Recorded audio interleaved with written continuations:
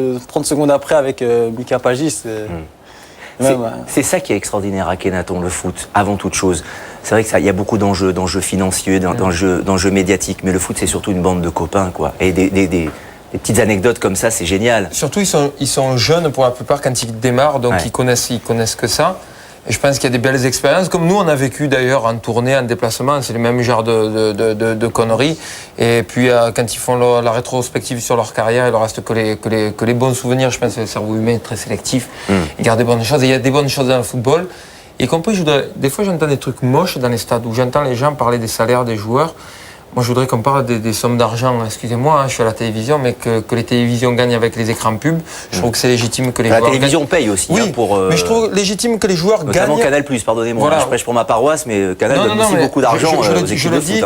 Je le dis par exemple, quand j'entends...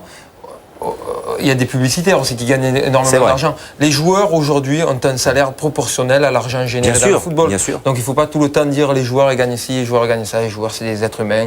Il y a des jours ils vont bien, des jours ils vont mal. C'est dans la tête. Et puis c'est éphémère. Ouais. Non mais bien sûr, une carrière de footeuse c'est court.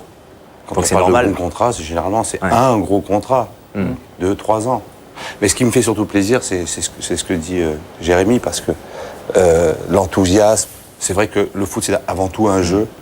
Malheureusement, on ne le voit pas assez souvent, que les joueurs ne font pas la promo de leur sport, de leur passion. Et c'est vrai qu'il y a un certain frein. C'est vrai que sur le plan médiatique, on se retient un petit peu. Ouais. Mais les joueurs devraient plus se lâcher, être eux-mêmes. Je pense qu'il y a deux types en plus de joueurs. Je pense qu'il y a des joueurs qui pensent vivre un métier, qui vont se traîner dans les autres villes. Voilà, ils vont au boulot. Et les joueurs qui sont passionnés, qui aiment ce qu'ils font et qui suivent. Je connais des joueurs professionnels, ils suivent tous les autres matchs, le championnat allemand, italien, là, ils suivent tout, ils continuent à aimer. Et ça, c'est magnifique. Truc, Alors, ça veut dire que le PSG-OM n'est pas l'exemple du football, ce qu'on a vécu il y a 15 jours. Ah si, c'est aussi un exemple. C'est aussi un exemple. Mais c'était pas très beau. C'est pas un exemple à suivre, peut-être, tout ce qui s'est passé. C'était pas très beau. J'ai trouvé méchant aussi toutes les remarques le lendemain sur Bernard Mendy. Je trouve que c'est gratuit, c'est un joueur professionnel. On peut ne pas aimer ses prestations pendant un moment sur le terrain. On l'a apprécié dans d'autres registres. Je trouve ça pas très joli de s'en prendre à un joueur ou à des. C'est facile. Ouais. Alors quelques images pour resituer. Évidemment, personne n'a échappé à cette bourrasque entre Paris et Marseille. Mais on rappelle que l'équipe de l'OM a envoyé son équipe réserve, l'équipe de CFA2, les Minots qui sont montés à Paris pour jouer ce match. Comment vous avez vécu ça, vous, Akhenaton, en tant que supporter de Marseille, habitant à Marseille? Aucun supporter, on le précise, au Parc des Princes, puisque c'était le mot d'ordre. Moi, j'en ai profité pour voir les joueurs qui me paraissaient bons dans la CFA. Je dois dire que l'arrière droit de Marseille, Boccali, a fait une partie extraordinaire. Et Mamadou Ndiaye a confirmé, on l'avait vu 1 ou 2 fois rentrer avec les pros. C'est mon joueur qui, s'il muscle son jeu, va être un grand technicien, de toute façon, comme beaucoup de gauchers. Hormis ça, la performance, honnêtement, franchement. C'est comme une victoire, Jérémy Janot, pour ces gamins. Et c'est 0-0 le score. Ils ont bétonné, ils ont défendu pendant quasiment 90 minutes. Mais c'est comme s'ils avaient remporté la Coupe du Monde, en quelque sorte. Ouais, parce que ils n'avaient rien à perdre, les jeunes, juste à se montrer, pour peut-être faire voir qu'un jour ils peuvent jouer en première division. Ils étaient encadrés par quelques anciens et c'était pas un match facile pour Paris parce que tout à l'heure, j'entendais un mec dans le train qui me disait « Ah, vous avez perdu, vous avez dû envoyer la CFA », mais il faut savoir que des fois, quand on fait des oppositions contre la réserve, on ne gagne pas toujours. Et puis en Coupe de France, les équipes d'amateurs ou les équipes réserves gagnent. Il faut savoir que dans la réserve de Marseille, d'ici 2-3 ans, il y a des joueurs qui vont jouer en pro. C'est-à-dire que pour l'instant, ils ne sont peut-être pas matures pour enchaîner les performances, mais sur un match, ils sont aussi bons que les uns les autres. Ouais, c'est bon de préciser ça, bien sûr. Moi, ce qui m'a fait plaisir, c'est qu'un gardien que j'aime bien, Carasso, on a vu sur ce match-là qui était... Alors Carasso, d'ailleurs, il va sans doute jouer le match contre Lille et il va sans doute jouer pendant 3 semaines, puisque Barthez est out pour 3 semaines. Hein, mais c'est vrai que Carasso est un gardien de talent. Avant cette rencontre qui devait être une très grande fête, et il devait y avoir un formidable avant-match avec un fameux C. José, vous savez... Suivez le C. José à la mi-temps de tous les matchs de 7h15. Avec, là aussi, j'ai envie de dire, non, on ne va pas les opposer parce qu'ils aiment tous les deux le foot. Et ce sont aussi 2 artistes, Akhenaton et Patrick Bruel. On n'a pas pu le diffuser pour les raisons que vous savez. Technique notamment. Mais je sais qu'en plus, Akhenaton le regrette. Parce que c'était une belle rencontre que vous avez faite avec Moi, José. j'ai fait une belle rencontre. En plus, il est venu dans nos studios. C'était vraiment un bon moment. Je regrette pas le moment, en tout cas. Après, pour l'affiche, c'est vrai que c'était pas terrible. Je pense qu'il y avait moyen de prendre 3 points en plus. Il faut qu'il en rajoute une quand même, il a raison.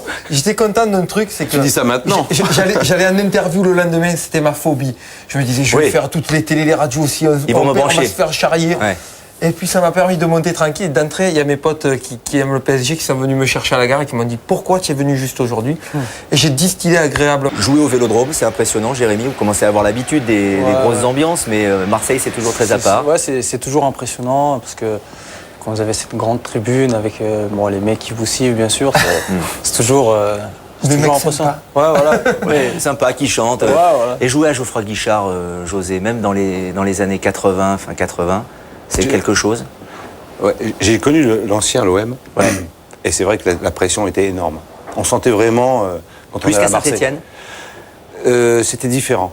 C'était vraiment différent. Il y a le côté méridional des Marseillais, ça chambre un peu plus, c'est plus du pagnol.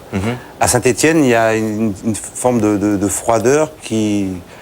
ça le fait quand même. Ça. Il y a la chaleur anglaise, je trouve, à Saint-Étienne. Non, mais à Saint-Étienne, ça le fait, quoi. En plus, il y a la légende de Saint-Étienne. Et quand on rentre dans le stade... Ça donne le frisson, quoi. Et j'ai encore le souvenir, mais j'ai le souvenir des deux. C'est incroyable. Jérémy, les images parlent d'elles-mêmes aussi.